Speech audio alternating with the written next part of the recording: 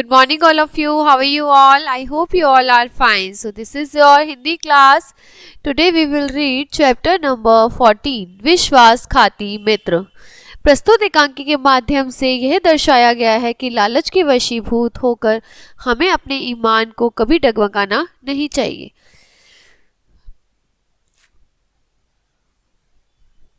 बेटा, हमें कभी लालच में आके कोई भी ऐसा काम नहीं करना चाहिए जिसके लिए हमें बाद में शर्मिंदा होना पड़े। इस कहानी में आपके कौन कौन से पात्र हैं, आइए देखते हैं। मनोज और भीमराव दो मित्र, प्रधान जी, 5 पंच और मोतीलाल सुनार। पहला सीन, पहला दृश्य, मनोज और भीमराव आपस में बात करते हुए। मनोज, भाई भीमराव, मुझे अपने साले की शादी में ससुराल जाना है, मेरी उंगलियां खाली हैं। यदि तुम मुझे अपनी सोने की अंगूठी उधार दे देते तो ससुराल में मेरा थोड़ा रोब जमता, वहां से लौटते ही मैं तुम्हें वापस कर दूंगा।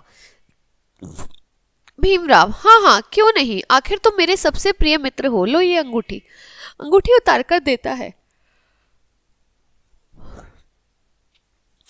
फिर दोनों अपने अपने घर चले जाते हैं। दूसरा दृश्य, 10 दिन बाद। अपने आप से, यह अंगूठी मेरी उंगली में कितनी सुंदर लगती है, लेकिन ये तो भीमराव की है, उसे वापस करनी होगी।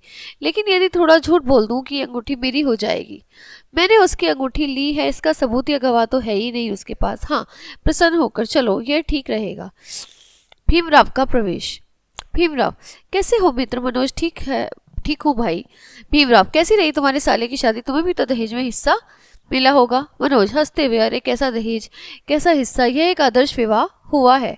भीमराव, अरे हाँ, शादी से लौटे तो तुम्हें काफी दिन हो गए, परंतु तुम इधर दिखाई नहीं देते।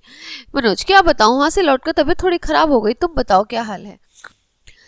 भीमराव, मनोज के प्रश्न को अनसुना करते हुए, भाई मेरी अंगूठी अब तो वापस कर दो। तुमने कहा था लौटते ही वापस कर दूंगा, मुझे एक रिश्तेदारी में भी जाना है। मनोज चौंकते हुए, अरे कौन सी अंगूठी भाई? भीमराव आश्चर्य से, मेरी कौन सी अंगूठी भाई साहब? वह अंगूठी जो अभी तक आपकी उंगली में पड़ी है। आपने तो ससुराल जाने से पहले मेरी सोने की अंगूठी उधार ली थी और उस समय कहा था कि शादी से लौटते ही वापस कर दूंगा। मनोज, क्या कहते हो? मैंने तो कभी तुम्हारी अंगूठी उधार नहीं ली। अंगूठी दिखाते हुए, ये तो मेरी अपनी अंगूठी है जो वर्षों से मेरी उंगली में पड़ी है। भीमराव, मनोज तुम्हें क्या हो गया है? अच्छा चलो मजाक छोड़ो, वापस करो मेरी अंगूठी। मनोज, अरे मैं सच कह रहा हूँ, मैंने जब तुम्हारी अंगूठी ली ही नहीं तो मैं वापस कहाँ से करूँ? मजाक तो तुम कर रहे हो। भीमराव, झूठ बोलते हुए तुम्हें शर्म नहीं आती? 10 दिन पहले तुमने मुझसे मेरी अंगूठी उधार नहीं ली थी। मनोज, बिल्कुल नहीं, मैंने किसी से भी अंगूठी उधार नहीं ली। भीमराव, देखो मनोज, यह विश्वासघात है और मित्र के साथ विश्वासघात ठीक नहीं। मनोज, विश्वासघात कैसा? तुम मेरे मित्र हो, मैं तुमसे झूठ क्यों बोलूंगा? भीमराव चिल्लाकर, हाँ हाँ, तुम झूठे हो, तुम्हारे मन में पाप समा गया है, तुम मेरी अंगूठी वापस नहीं करना चाहते। तुम्हारी उंगली में जो अंगूठी है वह मेरी है, इसे तुम्हें वापस करना ही होगा। मनोज नाराजगी दिखाते हुए, देखो बेकार की बातें मत करो, यह अंगूठी तो मैं नहीं दूंगा, यह मेरी है। तुम चाहो तो प्रधान जी के पास जाकर फरियाद कर सकते हो। भीमराव, हाँ हाँ, प्रधान जी के पास तो मैं जाऊंगा ही, अब वही न्याय होगा। तीसरा दृश्य प्रारंभ होता है। प्रधान जी की कचहरी। पांच पंच अपने अपने स्थान पर बैठे हैं। बीच में प्रधान जी बैठे हैं। एक ओर से भीमराव और दूसरी ओर से मनोज का प्रवेश। भीमराव, प्रधान जी और सभी पंचों को मेरा प्रणाम। सभी एक साथ प्रणाम करते हैं। मनोज, मेरा प्रणाम भी स्वीकार हो। सभी प्रणाम। प्रधान जी, बोलो भीमराव, तुमने पंचायत क्यों बुलाई है? अपनी शिकायत बोलो। भीमराव, प्रधान जी, यह मनोज जो अब तक मेरा मित्र था, उसने मुझसे मेरी अंगूठी उधार ली थी।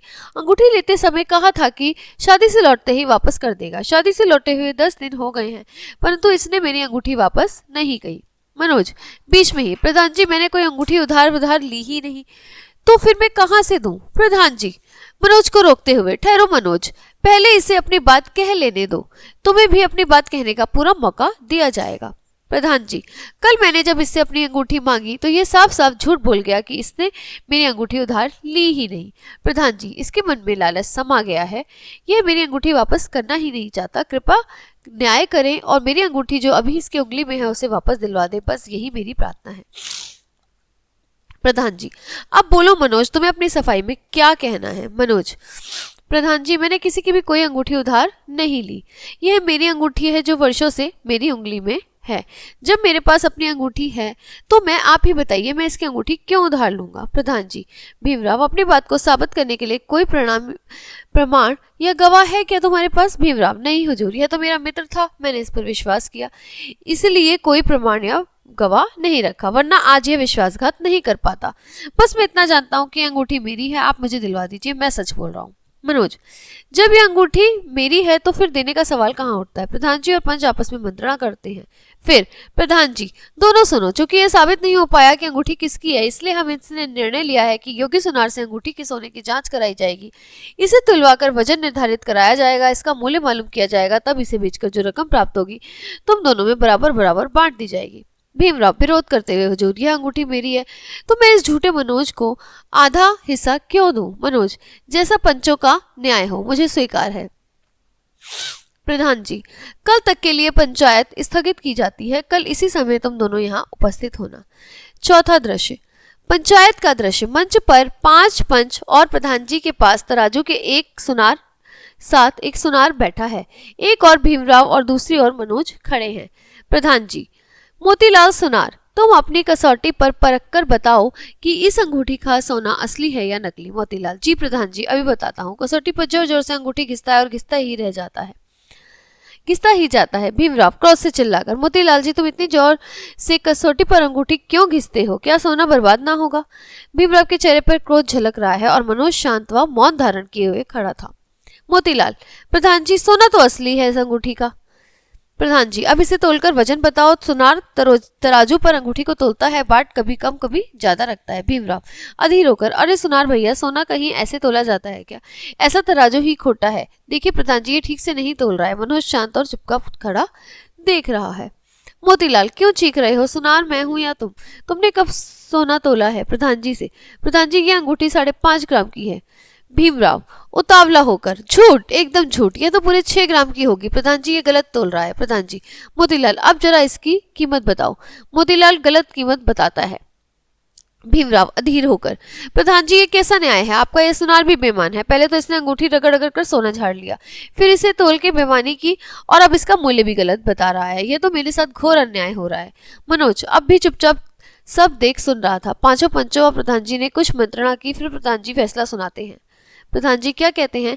भीमराव और मनोज, तुम दोनों के सामने मोतीलाल ने अंगूठी के सोने के खरेपन और उसकी तोल की जांच की, फिर उसका मोल लगाया। इस दौरान भीमराव नाराज होता रहा, मोतीलाल के कार्यों का विरोध भी करता रहा। मनोज, जानते हो क्यों? क्योंकि भीमराव अपनी अंगूठी के खरेपन, वजन और कीमत से भली भांति परिचित है, इसीलिए लगातार विरोध करता रहा। मनोज, तुम शुरू से अंत तक शांत रहे, क्योंकि तुम्हें अंगूठी से परिचित ही नहीं हो, क्योंकि अंगूठी तुम्हारी है ही नहीं। अंगूठी वास्तव में तो भीमराव की है, इसलिए पंचायत का फैसला है कि अंगूठी भीमराव को दे दी जाए, और लालच में पड़कर मित्र से विश्वासघात करने और पंचायत में झूठ बोलने के अपराध में मनोज पर 500 रुपए का जुर्माना किया जाए।